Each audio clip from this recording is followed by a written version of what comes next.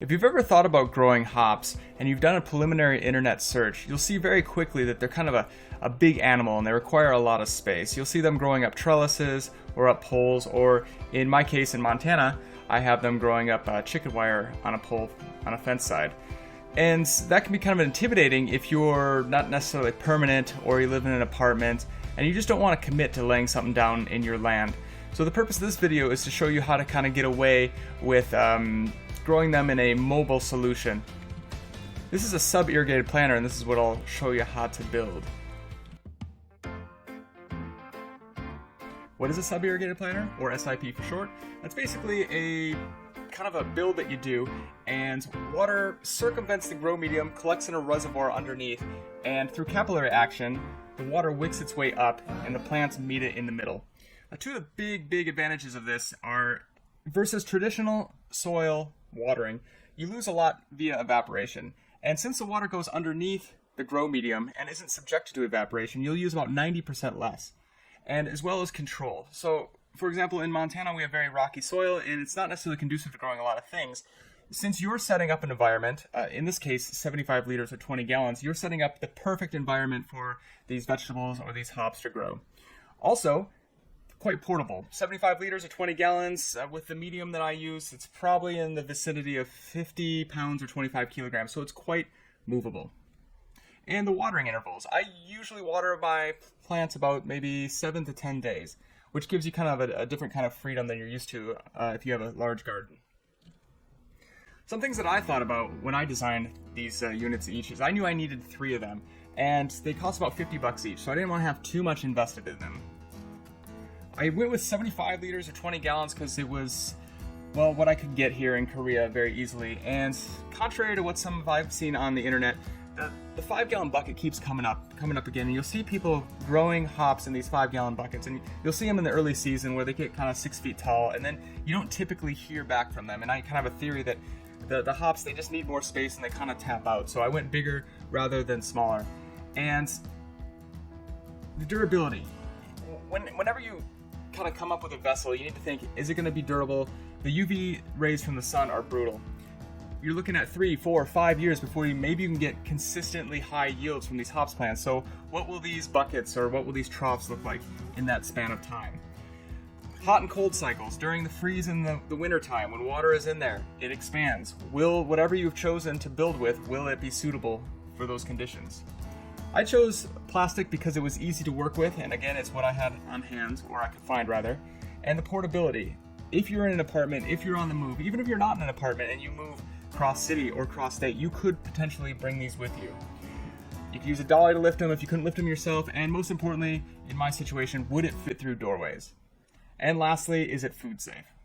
So this is where I came up with using the Brew bucket. The sub-irrigated planter in a hole, this is what the schematic looks like. And again, you're watering here, it bypasses the grow medium, and it collects in a reservoir down here. This little hole here is an overflow, which means you can never overwater the plant.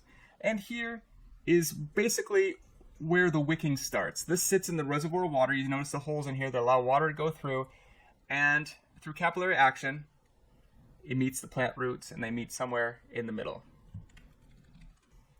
Here's one in practice. This looks to be a laundry detergent bucket, maybe 5 gallons or 19 liters. Here you can see the water pipe, probably 1-inch PVC. It goes down to the bottom. Here's a false bottom. Kind of keeps the water reservoir and the grow medium separated. And this thing in the center that sits and occupies both spaces is probably a potting mix packed real tight, and this allows wicking to happen. Here's another application in which it looks like the user here used a perforated drain pipe to act as a false bottom. Growing medium in between, and somewhere here would be a PVC pipe allowing you to water while bypassing the medium. If you're looking for different ways to make a sub-irrigated planter or different applications, there's a really good guy on YouTube. He goes by the moniker MHP Gardener. He's mostly growing tomatoes or things that are really water intensive.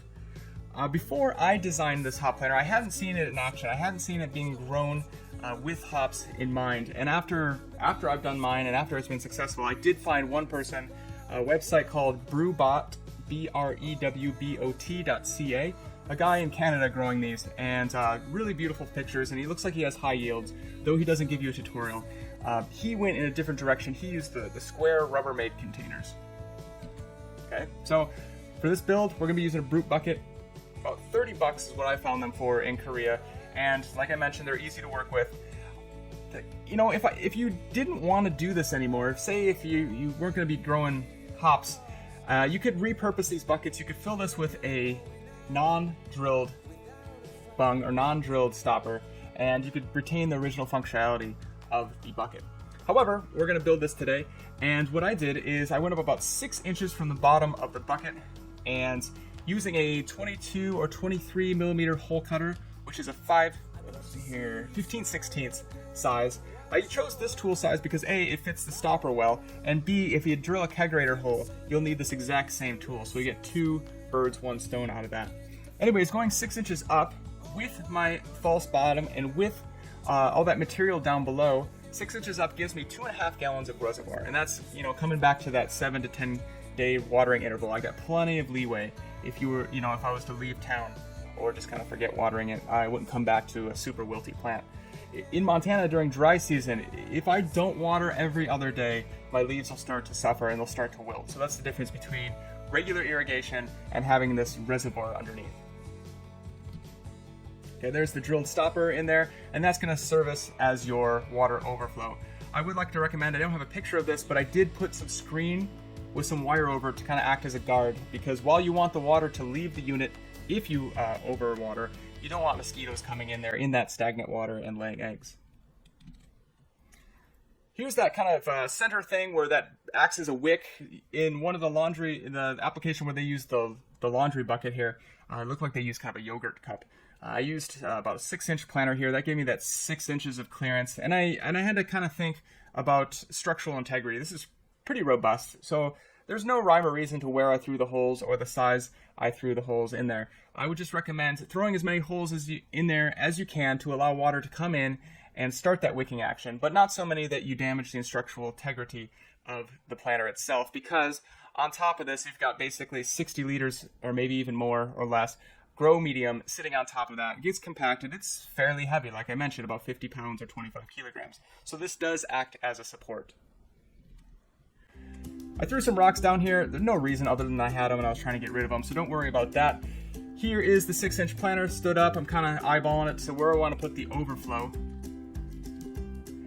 And continuation on my false bottom, I'm trying to keep the water reservoir and the wick separate, and these kind of mate together. You'll see that. So this is just a kitchen strainer, food safe. It was like about $3 and easy to work with, and that's why I chose this material. I put a little bit more rock down here to kind of keep that down, keep that from floating. It won't, but just trying to get rid of it. Your water pipe. About this time you want to put in your water pipe, and I used 1-inch PVC. If you're planning on watering your hops with a hose, do make sure you get one with a big enough diameter where you can just kind of stick that hose in it. You don't have to babysit it. Although filling up 2.5 gallons won't take that long, but it's just something to think about design-wise. Also, when you choose this pipe, this PVC or whatever you may choose, cut it on an angle. Otherwise, if it's flat and you stick it all the way to the bottom, it can choke off the water flow. It can not allow the water to bypass. But with this point here, you'll never be able to pin it to the bottom. Also, version 2.0, if I were to do it again, because I went with perlite as a false bottom material, or as a filler, I would put some screen over this. Perlite, when it was dry and it mixes with water, some of it want to come back up here. Not a big deal. Okay, here, the PVC buried to the bottom.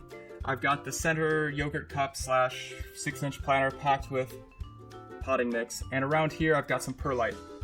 Just kind of, you wouldn't have to put this here if you had, say, something that would hold up the rest of the medium, but again, dealing with 60 liters of potting mix, it'll get heavy and it'll fall. Next, I threw some screen down, had it on hand. You know, you don't necessarily have to have a barrier here, but just kind of trying to separate business and pleasure. I've heard of people using cardboard, and while you might think that cardboard disintegrates pretty quickly, and I tend to agree with you, by the time everything is shifted, they've kind of kept its, you know, it's packed down, and it won't, you know, won't kind of mix. Here, I've got some t-shirt. Again, it was kind of recommended that maybe this would aid in wicking. Probably really unnecessary, but it was cleaning out the closet and just getting rid of it just the same. here is a mixture, here's kind of a potting mixture of cocoa peat, peat moss, bark, and perlite. This is good for wicking, not too heavy either. So filling up the planter, fill it up, add bucketfuls of soil, kind of shake it around, let it settle as you go. And if you did go with cotton, bring these up. Parallel to all of this, I started a hops rhizome in mid-March, and so I was starting it to the side.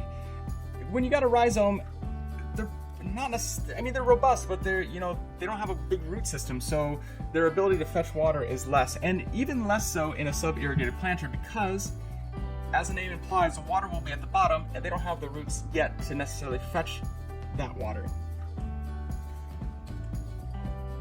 Putting in the rhizome and its soil that it was already in, I filled it up to the line, and you know, as you can see here, it's settling. You want to bring the potting mix all the way to the top here, and there's a really good reason why. I'll tell you in a bit. So at this time, you want to give it a good saturation because there is really no moisture in the soil, and these hops here, they don't have a mature root base yet, so they'll be looking for water. You do it once, that starts the capillary action, and you'll be all good once you fill this with water. So bring that potting mix all the way up to the top, and you're gonna add a piece of plastic. Here's clear. If you're in a kind of a cooler temperature and you wanna collect solar gain, you might go with black. Another reason to go with black is that it will kind of eliminate the light from the moisture underneath and discourage anything from growing that might ordinarily take an opportunity to grow. Over the drain pipe here, you see I've got screen again, and this is, again, to keep the mosquitoes out of the stagnant water underneath. As this settles, and if you get any seasonal rain, this is a prime location for water to settle because of the plastic, and that's why you want to fill it all the way up to the brim, and even in the center go a little bit higher, and that'll kind of cause a hill effect, and it'll sheet water off, and you won't have any stagnant water for mosquitoes to hang out. So this is the first year planter. I grabbed these rhizomes in mid-March, and this guy took off right away, probably a few weeks in. What did I use for fertilizer? I had some Jack's 20-20-20 on hand. I would say about once a month I hit it with fertilizer to the tune of a tablespoon per gallon. I wasn't really meticulous with the notes, but all turned out quite well. You could use some manure tea or anything else you might use in a hydroponic application. So, like I mentioned, got them in mid-March, and this is what they look like in mid-June, 3 months later. They went pretty crazy. More pictures of them towards July. And I did get a harvest this first year. Flash forward to the next year, 2016. I was really concerned. I didn't know necessarily, you know, I'm a decent gardener, but I didn't know what would the winter cycle be like? Would they get too cold? They don't have the thermal mass of the earth to protect them. Hops do need a period of dormancy before they'll come back. And this was about early April, and they came back. As you can see here, there's a definitive settling of the potting mix, so you know you will need to add some more there. This is right before I thinned the herd here. I've heard you want to keep maybe 3-4 vines, and so that allows all the energy to go into those as opposed to these little ones. You know, they're all competing for the same resource.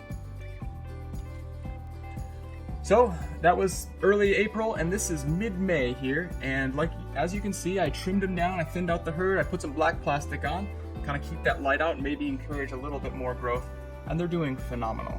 Really nice. And up and away they go. So I'm looking forward to a really good second year yield.